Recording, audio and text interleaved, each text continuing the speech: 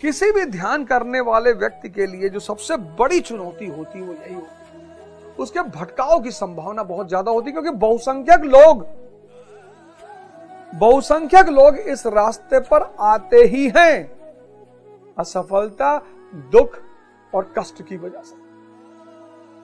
बहुसंख्यक, जिसने आईएएस की तैयारी की, आईएएस बन गया, वो उधर क्यों आएगा?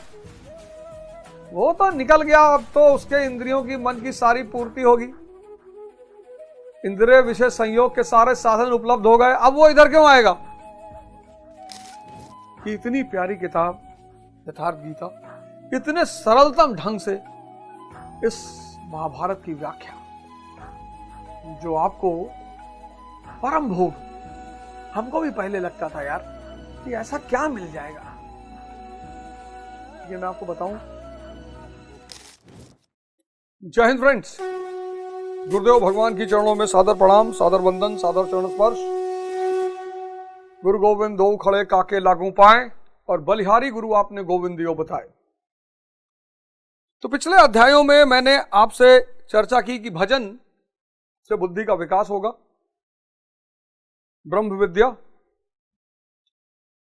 जो आपकी बुद्धि ध्यान की तरफ बढ़ेगी, ब्रह्म विदुर जो आपकी बुद्धि शमन करने लगी, विकारों का शमन करने लगी, ब्रह्म विद्रायन जब आप गुरु बनने की स्थिति में आ जाएंगे, आप दूसरों को सलाह देने लगेंगे, और ब्रह्म विद्रायष्ट यानी आपके अंदर सिर्फ इष्ट का प्रवाह होने लगेगा। फिर मैंने आपको बताया कायाकल्प, मन से आप चेतना की तरफ आ जाएंगे, शुद्ध चैतन्य हो जाएंगे, स्वामी अलगानंद महाराज जी की तरह शुद्ध चैतन्य। सारा प्रॉब्लम मन तक है, जब तक इच्छा तब तक मन, जब तक मन तब तक माया, जब तक माया तब तक दुख, वरना दुख है नहीं। यह एक बड़े राज की बात मैं आपको बताऊं कि दुख परमात्मा ने बनाया ही नहीं है, यह मनुष्य की उत्पत्ति है, यह मैं की उत्पत्ति है, मैं की, यह मनुष्य ने बनाया है। दुख परमात्मा ने बनाया ही नहीं है और ना कहीं दुख है। मैं जब विद्यार्थी हुआ दर्शन शास्त्र का, तो यह सवाल बड़ा कचोटता था मेरे मन को कि यार ओमनीपोटेंट, ओमनी प्रेजेंट, ओमनीसिएंट, सर्वशक्तिमान, सर्वविद्यमान, सर्वज्ञानी, तो दुख क्यों पैदा किया उसने? दुख उसने नहीं पैदा किया। दुख, सारे दुख का जन्मदाता है मैं।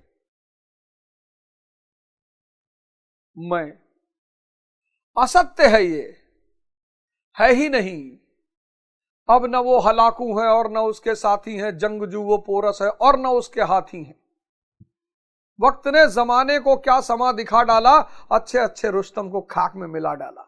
कल अकड़ के चलते थे अपनी शान शौकत पर, शम्मा भी नहीं जलती आज उनकी दुर्बत पर। ये सारी समस्या के जड़ मैं है, और मैं से इच्छा पैदा होती है। इच्छा, व्यक्ति को जरूरत पर जीना चाहिए, बड़ी प्यारी चीज। सन्यासी जरूरत पे जीता है और संसारी इच्छा पे जीता, और वही इच्छा मन का भोजन है, ऑक्सीजन, आत्मा। जब तक इच्छा तब तक मन, जब तक मन तब तक माया, जब तक माया तब तक दुख। इच्छा खत्म कर दो, दुख खत्म। बड़ा सिंपल सा सूत्र है, लेकिन इस सिंपल से सूत्र को समझने में व्यक्ति का जन्म लग जाता है।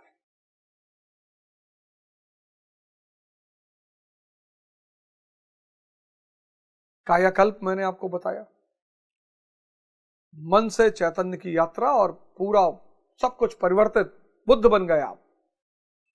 जब सिद्धार्थ बुद्ध बन गए तो कायाकल्प हो गया, जब वर्धमान महावीर बन गए तो कायाकल्प हो गया, जब नरेंद्र विवेकानंद बन गए तो कायाकल्प हो गया।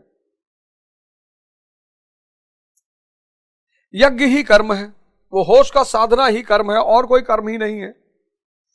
दैवीय गुणों को बढ़ाते रहना है।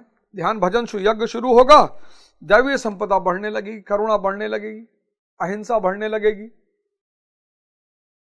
सत्य बढ़ने लगेगा, ये सब बढ़ने लगेगा, क्योंकि वो चेतना के लक्षण है। भाई कुछ तो दिखाई पड़े। भाई आपने ध्यान किया 2 महीना, शराब छूट गई, इसका मतलब ध्यान में ताकत। आपने ध्यान किया, सिगरेट छूट गया। आपने ध्यान किया, अनुशासन जीवन में आ गया। आपने ध्यान किया, संकल्प शक्ति जीवन में आ गई। तो ये संकल्प शक्ति, चिंतन, अनुशासन जब आपके जीवन में आने लगा, भले ही धीरे आए, 5% आए, लेकिन वो 5% भी इस बात का सूचक है कि आपके जीवन में परिवर्तन की शुरुआत हो चुकी है। तो आगे 13वें श्लोक में भगवान कहते हैं, बड़ा प्यारा श्लोक, बड़ा उल्टा सीधा लोग इसको डिसाइफर करते हैं, बड़ा उल्टा सीधा इसका लोग अर्थ देते हैं, अर्थ का अनर्थ कर देते हैं लोग। जैसे लोग कहते हैं नहीं, बाल समय रविभक्त लियो तब तीनों लोक भयो अंधियारो, तो लोग कहते हैं बताओ हनुमान जी ने बचपने में सूरज निगल लिया था। अरे सूर्य का तात्पर्य यहां ज्ञान से है, प्रकाश से। हर बच्चा अपने बचपन में अपने ज्ञान को निगल लेता है, विस्मृत हो जाता है, मन और इंद्रियों पे जीने लगता है, तो उसके जीवन में अंधकार फैल जाता है। बाल समय रविभक्ष लिहो तब तीनों लोक भयो अंधियारो, ताई सुत्रास भयो जग में यह संकट काहू से जात न ठौरो, देवन आन करी विनती।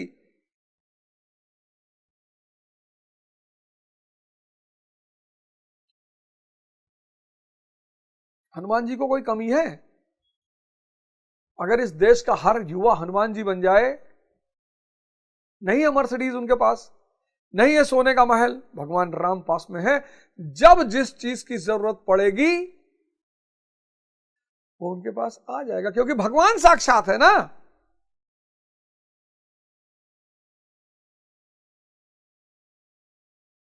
इसलिए इस भारत में नवजागरण के जो सूत्रपात है, मिथक,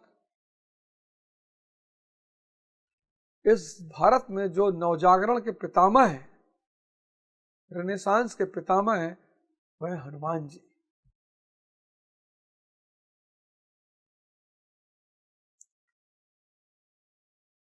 हर गांव में, हर गली में हनुमान मंदिर है। वहां सुबह हनुमान दंड लगवाया जाए लड़कों को बुलाकर। ये उस मंदिर के पुजारी की ड्यूटी है कि घर घर में जाए और बच्चों को 4 बजे उठाकर लेकर आए कि चलो 1 घंटा हमारे साथ बिताओ अखाड़े में। तब गांव वाले चढ़ावा चढ़ाएंगे, क्योंकि उनके बच्चों को, उनके परिवार को कुछ मिल रहा है। जिस दिन मंदिर ये कार्य फिर से करने लगेंगे, फिर मंदिरों के महत्व की स्थापना हो जाएगी। तो जिनके घर के बच्चे मंदिरों की वजह से सुधरेंगे, बनेंगे, विकास होगा, वो माँ बाप मंदिर जाएंगे नहीं। ऐसी जगह जहां मन के द्वार को शुद्ध कर दिया जाए। 13वां श्लोक। तो इस श्लोक का बड़ा उल्टा सीधा अर्थ निकाला जाता है। मैंने कहा ना, सारे धर्म ग्रंथ, आज के समय में जितने भी धर्म ग्रंथ हैं, पुरोहितों ने, खासकर ज्यादातर पुरोहितों ने उसके अर्थ का अनर्थ निकाल दिया है।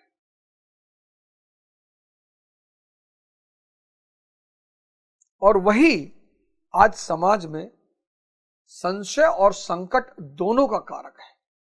अब देखिए, यज्ञ शिष्टाशिन संतो मुच्यन्ते सर्व किल विषय भुज्यते ते त्वघम पापा ये